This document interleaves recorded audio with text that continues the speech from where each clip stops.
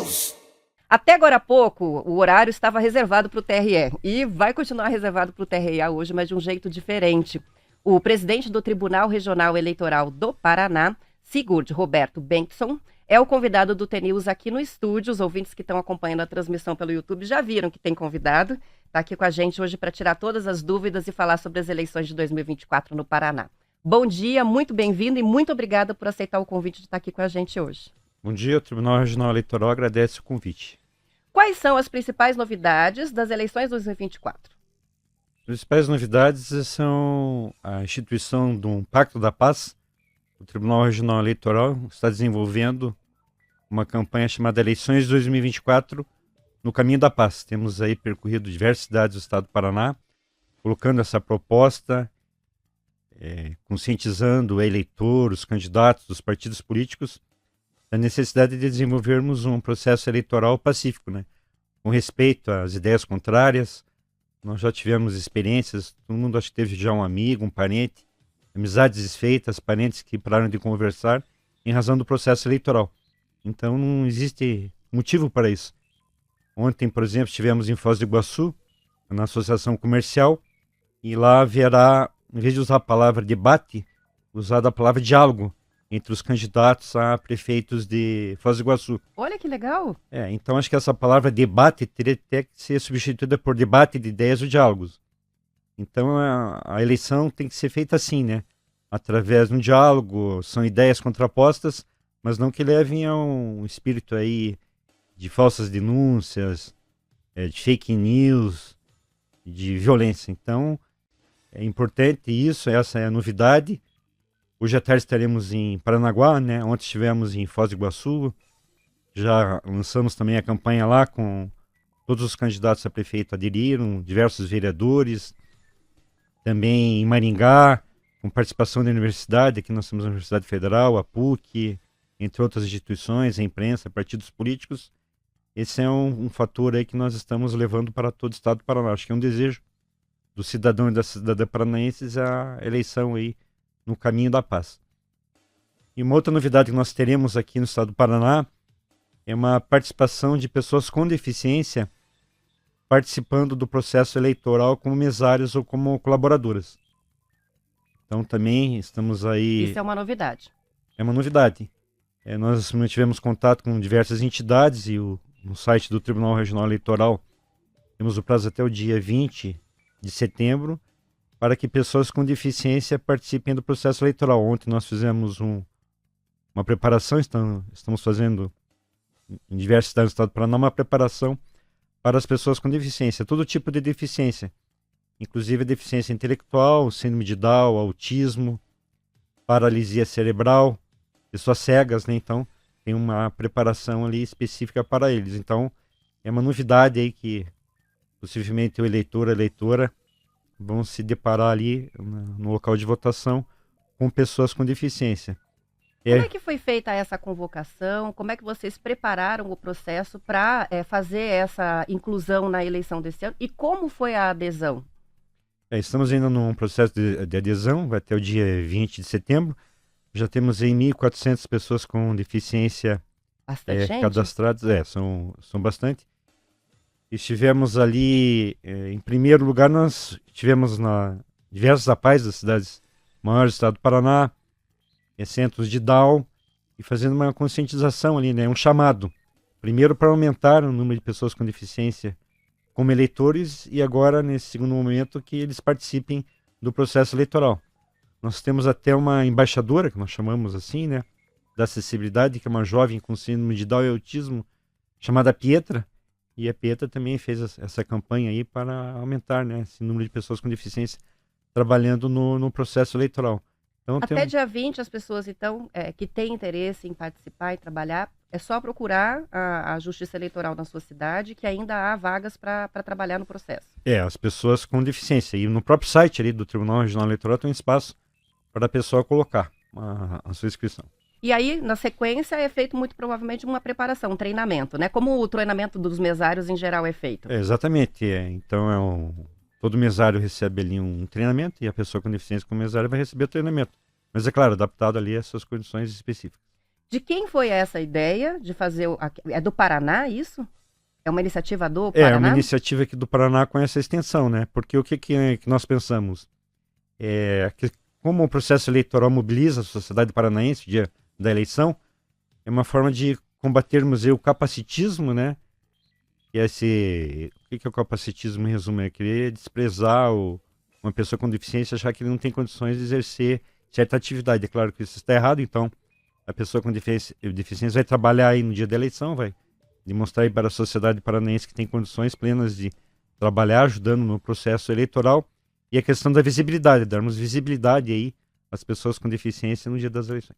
Tem um objetivo que vai além das eleições, né? Que é também de promover para outros setores, né? Essa imagem e essa informação que se passa de que é sim uma boa contratá-los, né?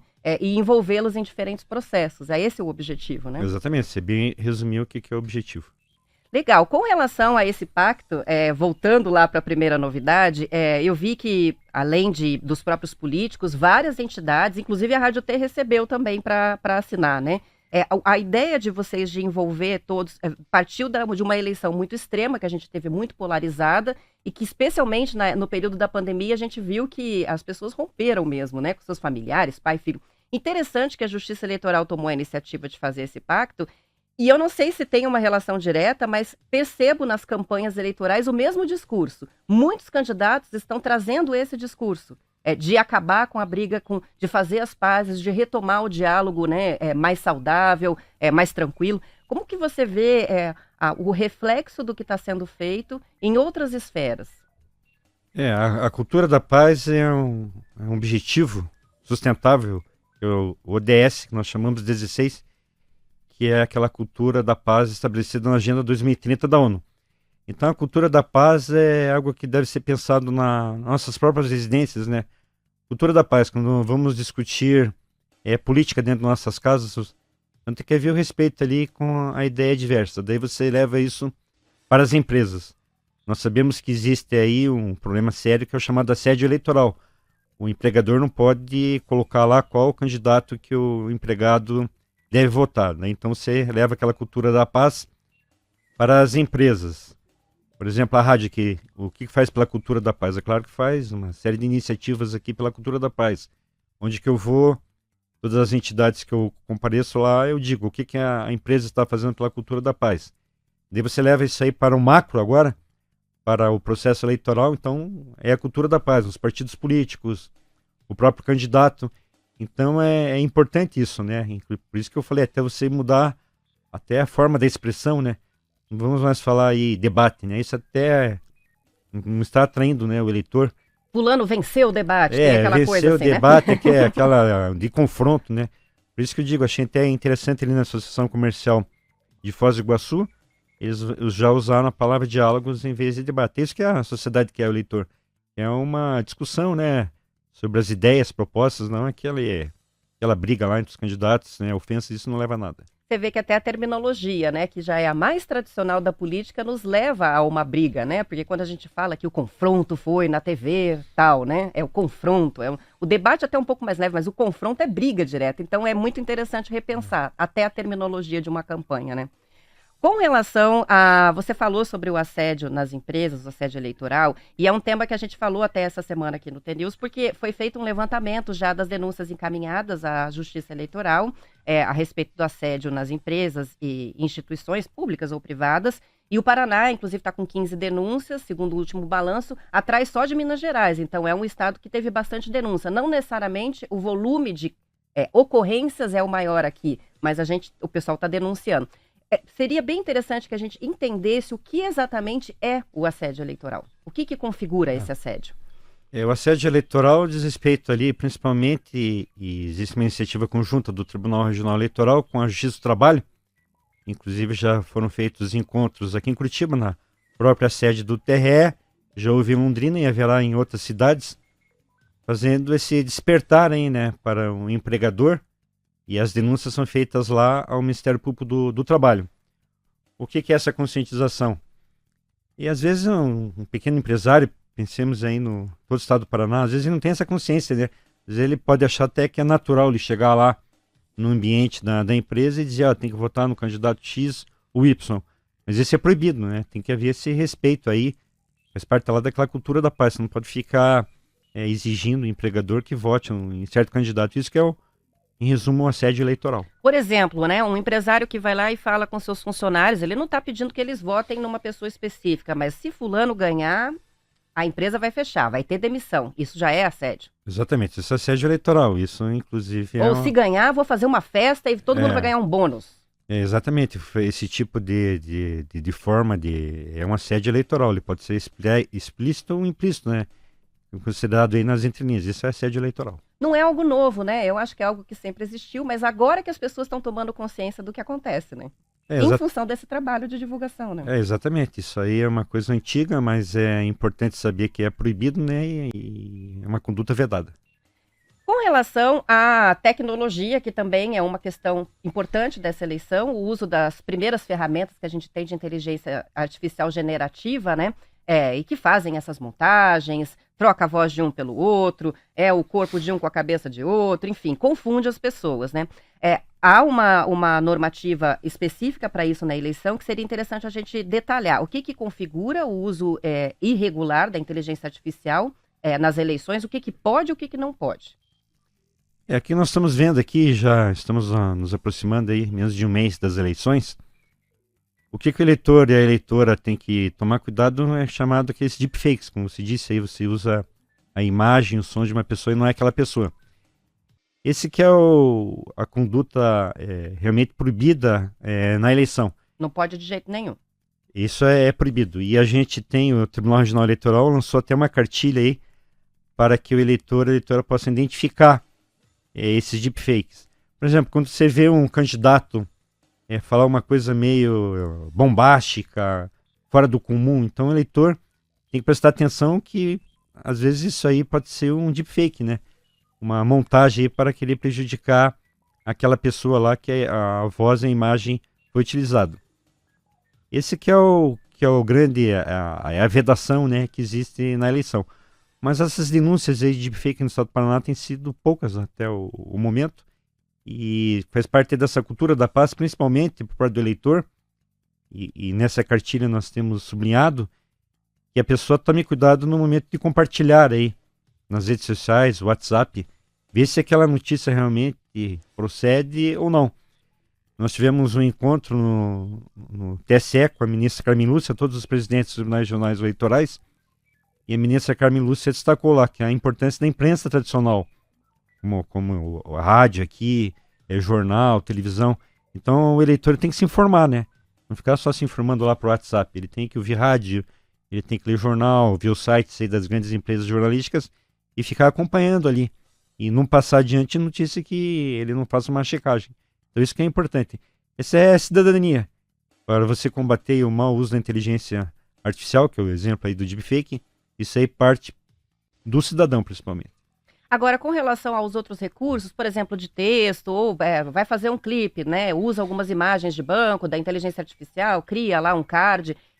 Existe a possibilidade de se fazer, mas tem que estar claro que foi usado, né? Isso a gente chama rotulagem, né? Tem que estar descrito lá que isso foi feito pela inteligência artificial. Então vai vir um rótulo que nem o dos anúncios que a gente recebe no Instagram, que dizem que é uma propaganda eleitoral. Exatamente, né? Tem que constar ali, tudo que for inteligência artificial tem que constar ali. Agora, destacando que esse deepfake, isso é proibido, isso realmente é vedado, é conduta vedada, é proibida no uso das eleições. Se os eleitores perceberem, ou receberem, ou verem passando na internet, podem fazer a denúncia daí direto para a Justiça Eleitoral. Nós temos um aplicativo que bem aqui, acho que é a melhor forma do eleitor exercer a sua cidadania e denunciar aquilo que ele acha errado, que é o Pardal. O Pardal é um aplicativo, né, que pode ser lá obtido na loja de aplicativos, né, Android, o iPhone, que é bem didático. Ele diz tudo que é conduta regular e a pessoa pode fazer uma denúncia ali. Toda forma de irregularidade eleitoral. A pessoa se cadastra ali pelo GovBR ou pelo título. Se alguém precisar, a gente manda o link, já estou com a notícia aberta aqui, o aplicativo também, né, no Google Play e Apple Store, e aí a gente compartilha pelo WhatsApp. Vamos fazer uma pausa, são 7h30, a gente vai encerrar em edição estadual. Os ouvintes de boa parte das cidades vão ficar com o noticiário da sua região, mas depois podem acompanhar a continuidade da entrevista pelo YouTube. Aos que vão continuar com a gente, vamos para o intervalo e a gente volta em instantes. Seja bem-vindo, muito prazer. Você está na melhor, você está sintonizado na T-News. São 7h34. Eu estou conversando com o presidente do Tribunal Regional Eleitoral do Paraná e antes do intervalo ele começou a falar sobre o aplicativo Pardal e a gente terminou sem concluir os canais de comunicação com a Justiça Eleitoral para denunciar deepfake, fake news, irregularidades na campanha de rua, na internet. Então vamos passar de novo só para os ouvintes terem essa clareza. O Pardal, então, é um aplicativo, se pode baixar pelo Google Play ou Apple Store. E tem outros canais também, né? Estou vendo aqui o SOS Voto 1491, o que é?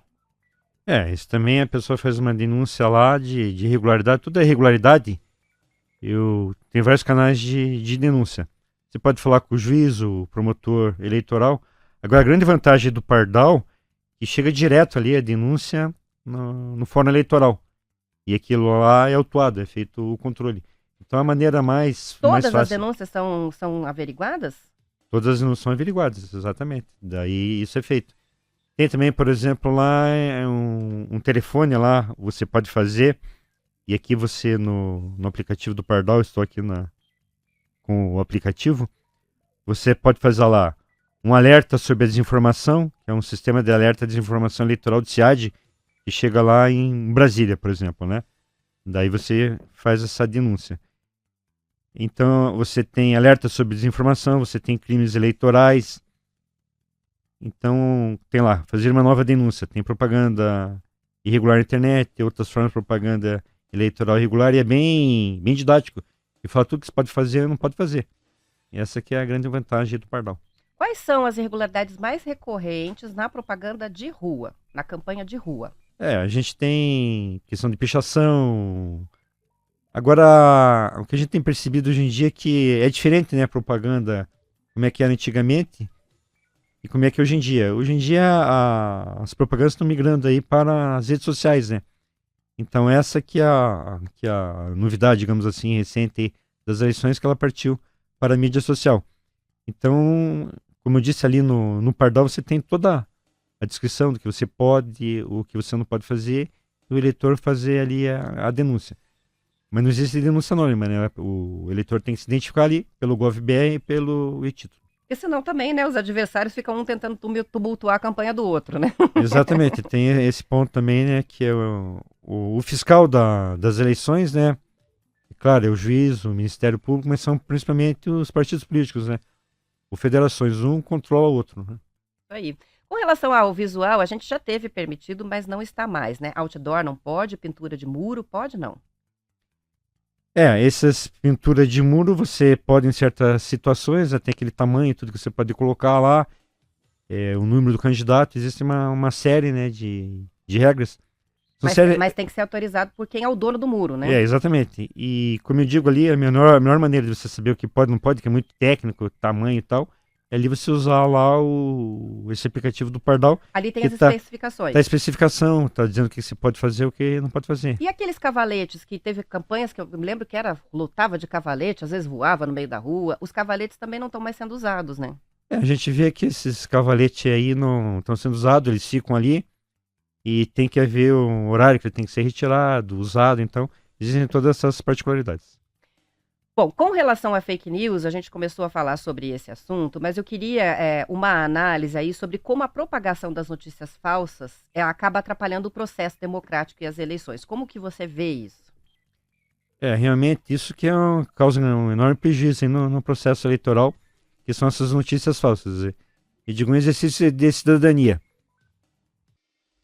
Porque nós fizemos um evento ali na Universidade Estadual de Ponta Grossa, a respeito de desinformação, e foi aberta ali a palavra ao público. E chegou lá um certo momento, uma pessoa simples ali, da comunidade ali, ele usou a palavra e disse o seguinte: quem não tem compromisso com a verdade não tem compromisso com ninguém.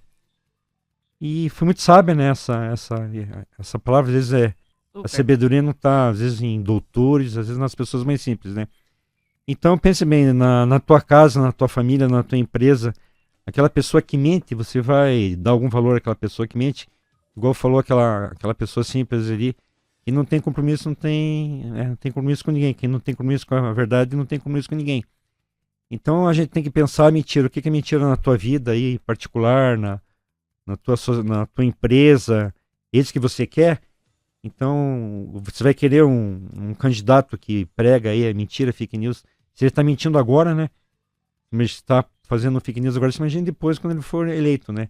Então, tem que haver a conscientização, passa pela conscientização da eleitora. A maneira de você enfrentar a fake news é que cada um comece a se conscientizar, né? O que ele quer, o cidadão. Antes sempre existiu, né, esse tipo de problema em campanha, né, esse jogo mais sujo, mas isso evoluiu com a internet de uma maneira que a gente tem um volume muito maior de notícias falsas circulando. Eu me lembrei de períodos eleitorais lá para trás, em que a gente tinha a apreensão dos jornaizinhos apócrifos, que não tinham autoria, e naqueles jornaizinhos que eram distribuídos às vezes em terminal de ônibus, aí vinha uma notícia falsa contra uma fofoca sobre o candidato adversário, o tataravô e o bisavô da fake news hoje de internet. Só que agora o volume é muito grande, então tem isso também. As pessoas às vezes têm dificuldade de diferenciar. A gente tem sempre martelado nisso, né? Não clicar, confere no jornal se o jornal escreveu aquilo mesmo, busca lá no Google, na fonte da notícia se foi aquilo. Se vem com aquele visual meio exagerado, uma manchete muito exagerada, ou mal escrita, às vezes com erro, né? São indícios de que aquela notícia é falsa. E nas eleições, com certeza, aumenta esse volume, né?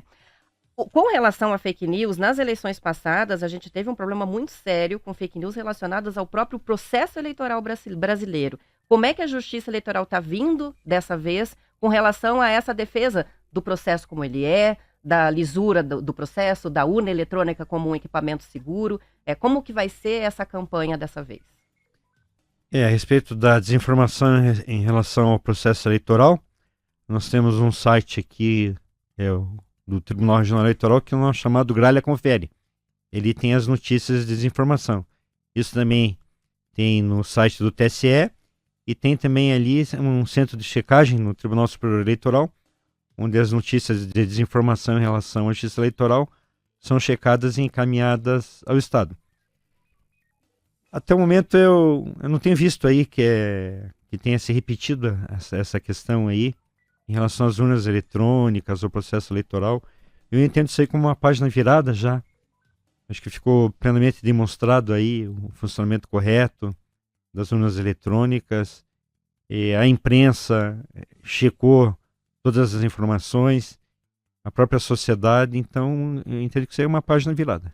Como que funciona a votação na urna? Como é que funciona a totalização dos votos, a conferência, para que a gente entenda o sistema?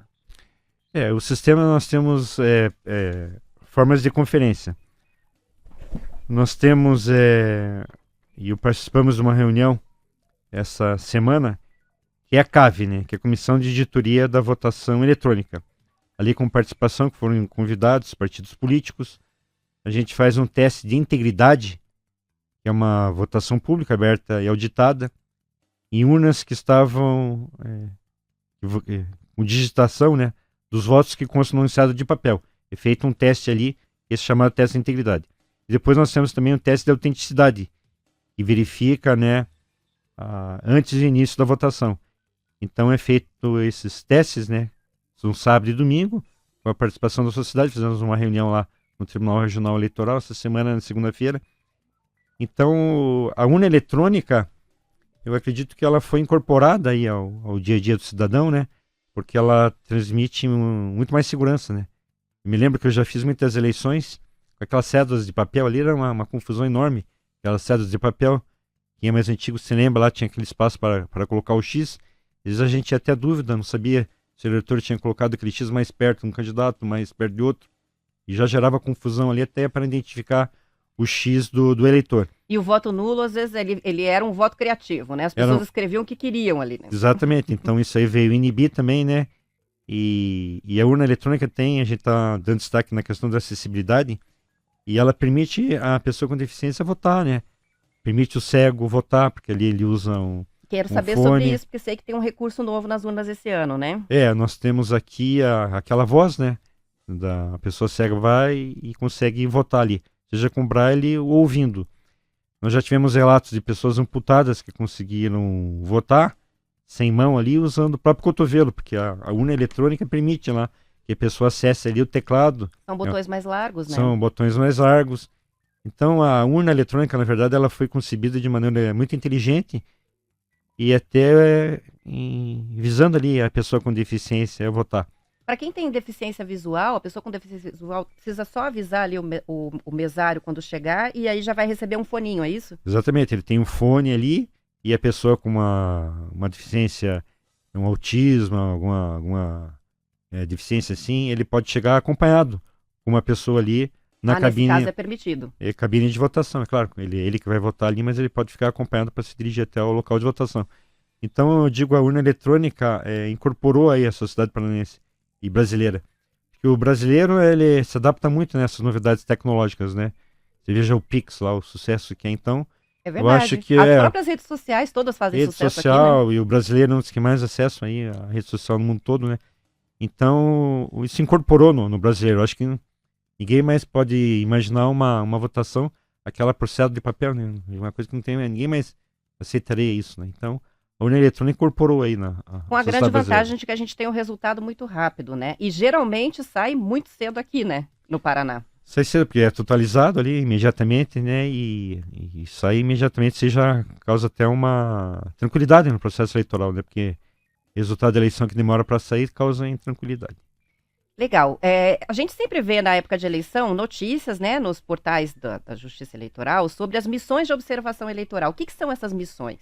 Essas missões são órgãos internacionais que acompanham o processo eleitoral. Já recebi com o presidente do Tribunal Regional Eleitoral a visita de uma missão aqui, né, internacional.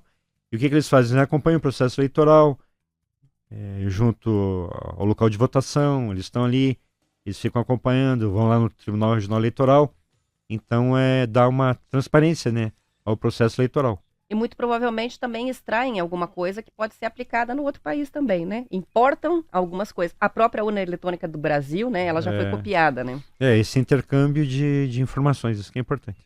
Legal. Nessas eleições, o número de jovens com menos de 18 anos aptos a votar subiu quase 80% na comparação com as eleições de 2020. A Justiça Eleitoral atribui esse crescimento às campanhas que foram feitas, porque foram feitas campanhas, né, para convocar os jovens. Nós fizemos campanhas em todo o estado do Paraná, em diversos colégios. Eu me lembro que nós tivemos aqui no Colégio Estadual em Curitiba, que é o maior colégio estadual do Paraná. E ali foi interessante, né, com a participação ali do diretório, e inclusive contou com a participação do ministro, o presidente do Supremo Tribunal Federal, né, ministro Barroso, fez até uma palestra ali para os jovens. E isso foi feito em todo o estado do Paraná. Isso fez com que aumentasse. Principalmente que a gente fez uma campanha, o voto facultativo do jovem de 16 a 18 anos, né? Ele se cadastrasse. E é interessante, nós temos que chamar o jovem aí, o processo eleitoral, né? Nós não podemos ter aquela apatia do jovem, né? Porque essa apatia do jovem, ele vai prejudicar aí toda a democracia brasileira. É necessário que o jovem se engaje politicamente. Eu tenho dito que a forma de você manter o que está certo ou mudar a sociedade, a única maneira é através do processo eleitoral, através da política, né? Então é importante que o jovem até ele participe do processo eleitoral, não só votando, mas como também se candidatando, né? É importante a participação do jovem. Para ter essa representação, né? Muito legal que eu percebo da comunicação da Justiça Eleitoral em geral é que se usa até o TikTok, né? Para justamente, imagino, atingir esse público, né? Com peças mais descontraídas, um discurso mais fácil, mais na linguagem, né? Desse público, não apenas dos que têm o voto facultativo, mas vamos colocar lá do pessoal que tem entre 16 e 24, 25 anos, né? Como que você vê isso, né? A importância da Justiça Eleitoral conseguir se comunicar com os diferentes públicos de eleitores. Nós temos nosso setor de imprensa aqui que faz um trabalho excelente nesse sentido, nas redes sociais, colocando lá tudo que o Tribunal Regional Eleitoral faz, a gente coloca lá nas redes sociais. Então a pessoa acessa a rede social e vê as iniciativas do Tribunal Regional Eleitoral, como o Pacto da Paz, a questão das pessoas com deficiência, a gente tem depoimento lá de pessoas com deficiência que estão sendo convocadas, que vão trabalhar. Então aí é muito importante realmente a mídia, né? São 7 horas e 48 minutos, a gente vai fazer um intervalo rapidinho e a gente volta para concluir a conversa com as orientações mais práticas, né? Como que a gente se prepara agora para o início da votação. Já, já.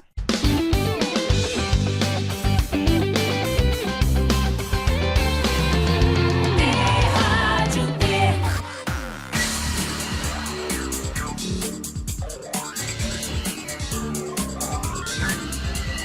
T-News.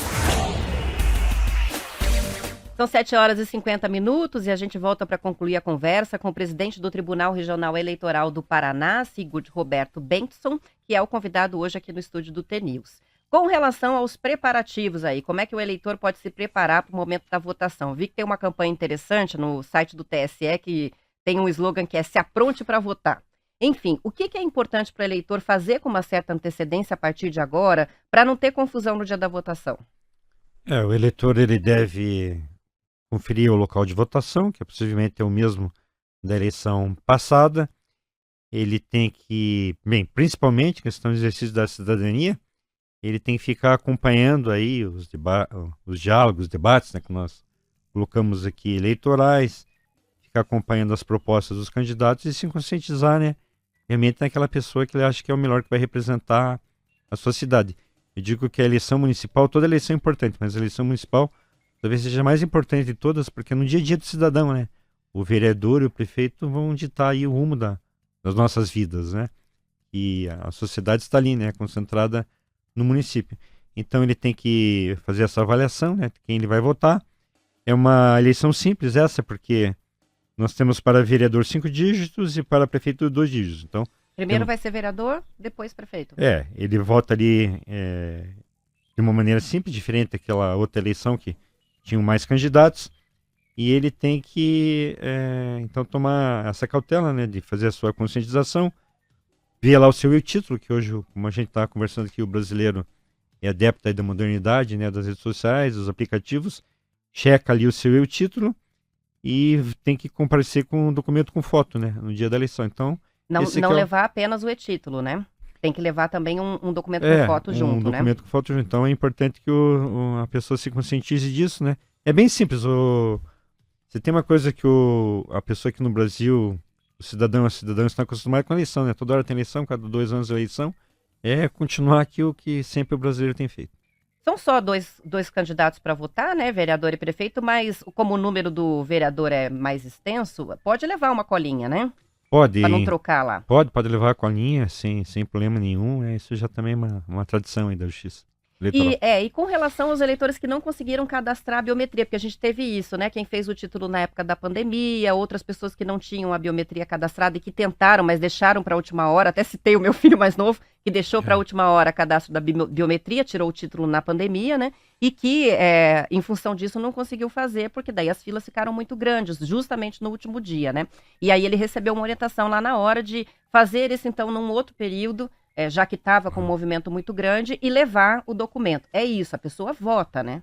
Sem a biometria. Exatamente, a biometria nós já fizemos campanha, vamos fazer campanha depois das eleições, no próximo ano, para as pessoas que não conseguiram fazer a biometria. Então, como você bem disse, a pessoa vota normalmente, mesmo que não tenha feito a biometria. Legal. E com relação aos imprevistos aí, né? Mesários, por exemplo, que foram convocados, fizeram o treinamento, ou vão fazer o treinamento e não conseguem comparecer no dia por algum motivo. O que acontece? Ele pode receber uma multa, mas a campanha dos mesários, inclusive grande número de mesários são voluntários e a eleição ela não se realiza sem os mesários, né? Eu digo quem faz a eleição é a sociedade paranaense, a sociedade brasileira, porque eles que vão levar a eleição adiante, são esses colaboradores da Justiça Eleitoral. E muito interessante, a gente conversa com esses mesários, são pessoas que fazem até amizade ali, se vêm quando sempre tem eleição e vão estabelecendo um vínculo, e eles são os grandes colaboradores. São poucos os que não comparecem. Só se realmente existir algum problema de saúde, alguma coisa assim, mas ele tem que comunicar então o juiz em 30 dias, né, se ele não puder comparecer. Agora, se tem falta também, muito provavelmente o contingente acaba absorvendo isso, né? Acaba se dando um jeito naquela sessão se tiver uma ausência. Por exemplo, a pessoa está doente no dia e aí não tem como ir, né? Exatamente. Nós temos os reservas, né, que podem ingressar ali E como dito, o mesário ele é grande alegria da Justiça Eleitoral da Festa Cívica, é a pessoa do mesário, né? O mesário é muito importante e não tem eleição sem mesário, e o número de mesários que não comparecem é muito baixo. Com relação aos números que, não precisa citar os números, mas assim com os números de mesários, voluntários que se candidataram, eleitores cadastrados, qual que é a avaliação geral que a gente pode fazer da eleição no Paraná em relação a pessoas que vão votar, o volume de eleitores que devem votar e também a participação ativa de mesários? Nós temos de mais de 100 mil mesários, né? Que vão comparecer, É então... muita gente. É muita gente, é um número enorme, então por isso que eu digo, não há eleição aqui sem a participação do mesário. Eles que fazem, são os colégios, são aquelas professoras, os diretores de escola, né, que preparam ali. Então isso que é bonito da eleição, é o envolvimento da sociedade. A gente tem uma participação chegando aqui do Claudir, de Formosa do Oeste. A gente falou sobre esse assunto lá no comecinho, sobre o assédio político nas empresas, eleitoral, né? E ele fez um apontamento que faz todo sentido. Ele falou que é uma coisa que parece que é mais comum nas cidades pequenas, nos municípios pequenos, né? Isso do dono da empresa, às vezes até por desinformação. Acho que faz sentido, né? Faz sentido, né? Às vezes até a desinformação, por isso que estão sendo feitas campanhas aí, né? Dizendo que, como se disse, né, agora há pouco aí, isso aí acabou existindo muito tempo aí, esse assédio eleitoral, às vezes com outro nome, mas é importante despertar a conscientização política, né, do cidadão e da cidadã. Isso está errado, né, realmente. Legal. Agora, com relação a eleitores que não puder votar, sempre é bom ir esclarecendo isso. Pessoal, tem gente que já tem programado a viagem, já sabe que não vai votar, e tem gente que, por algum imprevisto, não vota no dia. Como que é o procedimento? Aquele procedimento normal que a pessoa vai fazer aquela sua justificativa, né, que não pôde votar. Então a pessoa viajou alguma coisa, ela faz aquela sua justificativa. O índice de abstenção, ele se mantém meio estável de eleição para eleição, né? Ele não muda muito, né? Há uma expectativa diferente para esse ano, não? Na verdade, a Justiça Eleitoral faz uma campanha aí para realmente a pessoa ir votar, né? Porque a votação é a dignidade. Nós tivemos relatos assim impressionantes. Pessoa idosa, né?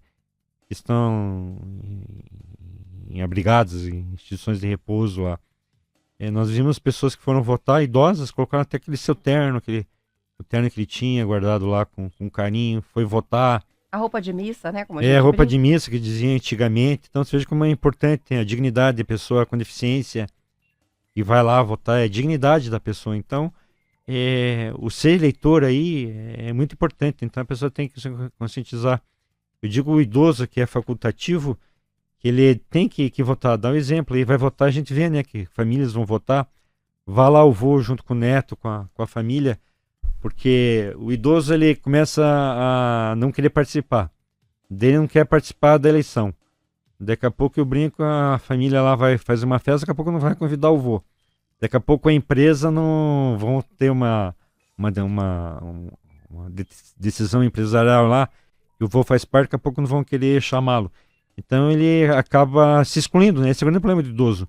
E uma forma dele não se excluir, ele participar ativamente com a sua família da eleição.